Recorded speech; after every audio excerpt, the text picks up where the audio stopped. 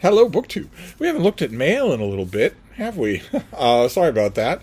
But I got a box today in addition to a package, so I thought, what better chance to look at some mail right now. So we'll do the little package first. It's not really little; it's quite big. And then we'll do the box, which I think may be the very last of our season of tribute. It should be a little bit melancholy. Oh, okay, all right. This is from W.W. Norton. I knew about this. I don't know that I requested it, but I'm sure it's going to be fascinating. This is by Todd James Pierce, and it is called Making Mary Poppins. The Sherman Brothers, Walt Disney, and the creation of the classic film. Long before Mary Poppins danced across the rooftops of Edwardian London and into the hearts of millions, Robert and Richard Sherman were struggling songwriters in L.A. trying to find their voices and their futures. And in this book traces the unlikely path that brought the Sherman Brothers to Walt Disney's attention and how their personal history, musical genius, and emotional lives shaped the film's unforgettable songs and surprising storyline.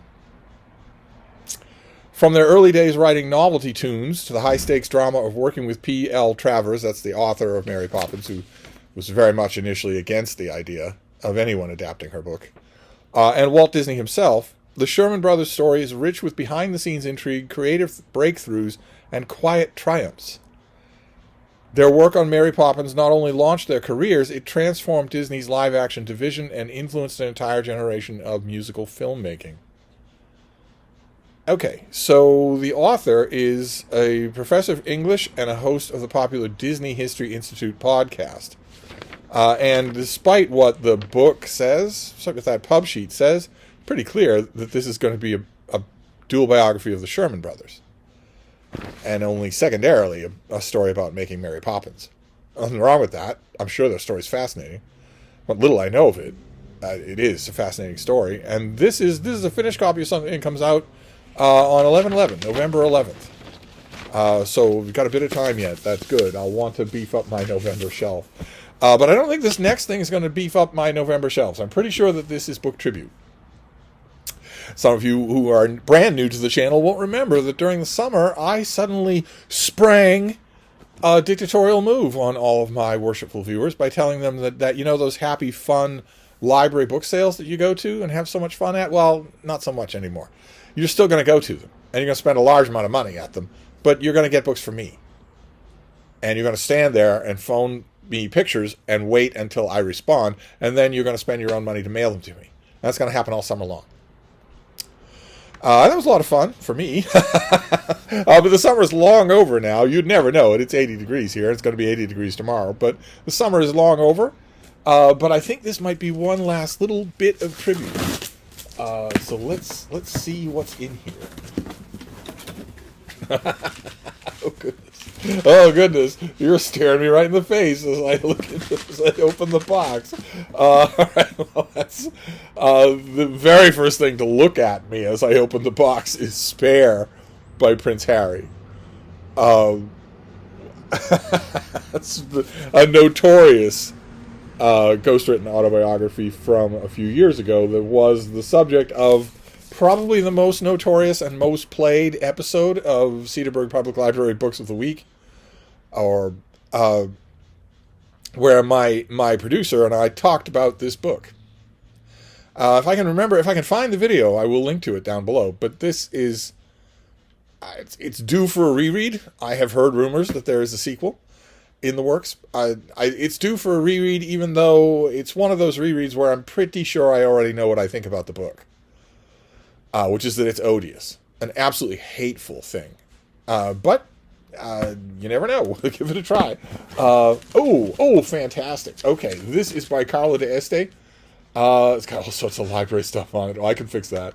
There's no library stuff I can't get rid of. This is an ex-library copy of his book, Bitter Victory, World War II History, The Battle for Sicily, that forms the first volume of Rick Atkinson's trilogy about the U.S. Army in World War II. The first volume of that trilogy is also about the Battle for Sicily, and I'm not really sure which I prefer.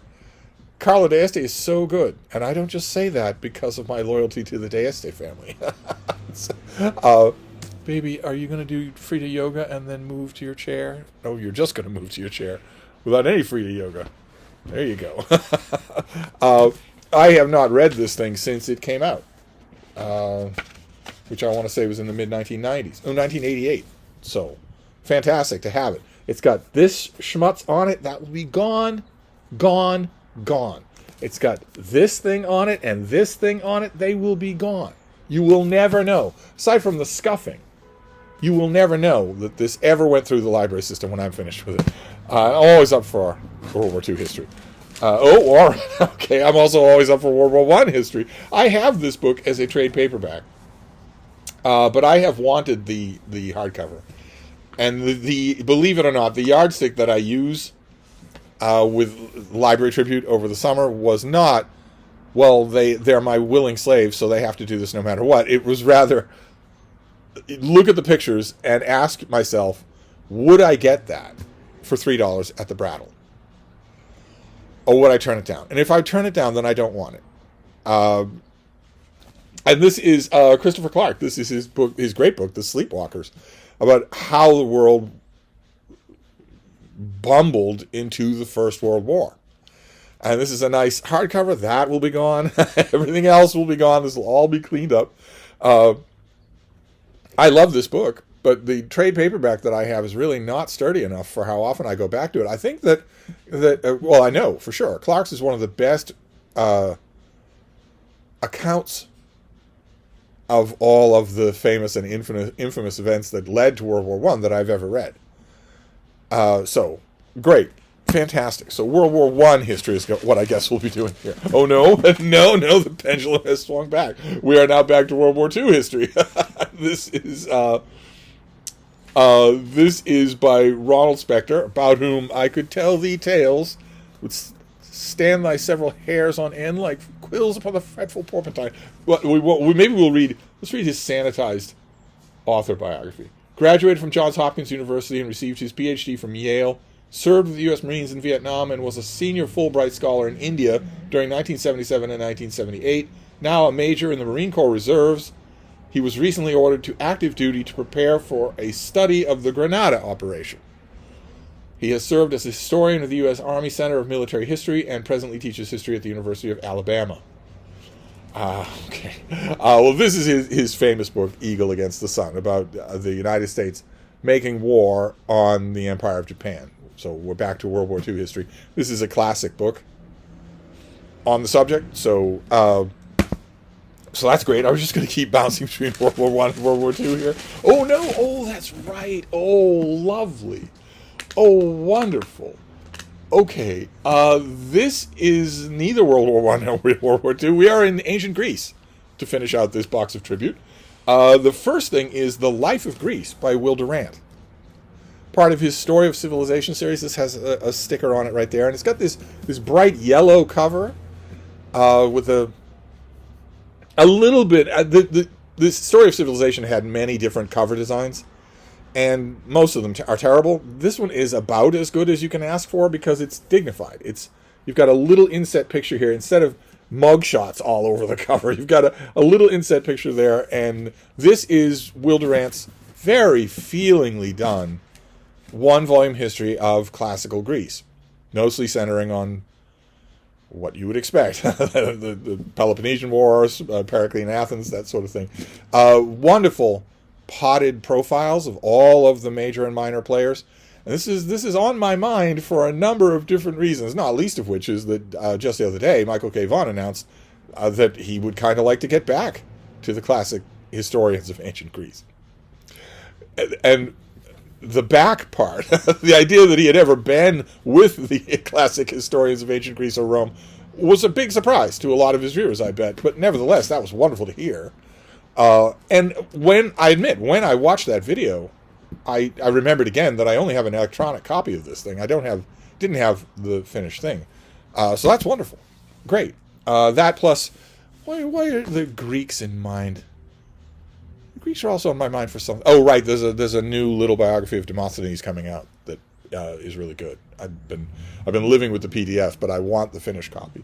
And then the final thing here is also ancient Greece. This is the works of Hesiod. So, the Theogony, the Works and Days, translated by Apostolos Athanasicus,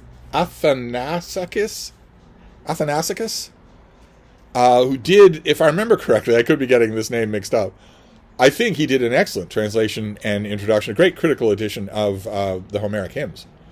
And I know this book, I would definitely have grabbed this if I'd seen it at the Brattle, but here it is. That's great. So there's a lot of history here.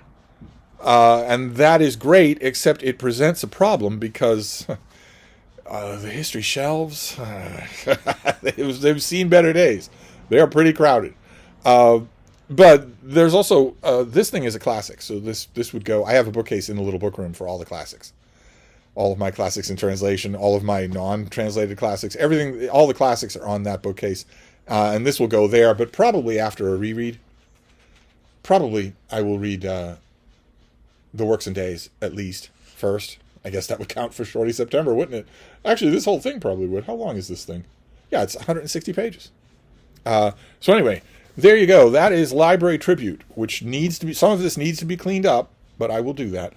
We have the really, really good translator, and this is a really good translation of Hesiod. Then we have The Life of Greece. Fantastic. Slowly but surely, not as a set, but as my interests drift in one direction or another, slowly but surely, I am accumulating all the volumes in this set. None of them look the same. But because I'm not going at them as a set, I'm thinking, I'm reading a lot of ancient Greece stuff. I wish I had that volume, and then it appears. Or I'm reading a lot about Diderot. I wish I had that volume. Then it appears. So sooner or later, I will have them all. Then Eagle Against the Sun, a classic. Really high time that I reread it. The Sleepwalkers by Christopher Clark. Bitter Victory by Carlo d'Este about warfare in Sicily, and Spare by Prince Harry, which I suppose merits a reread, considering how I savaged it when I saw it originally. So there you go. That plus Making Mary Poppins, Sherman Brothers. So there is a little bit of mail as we start off the week. So hopefully we can keep this going. So I'll wrap this up for now. I will see you soon. Thank you, BookTube.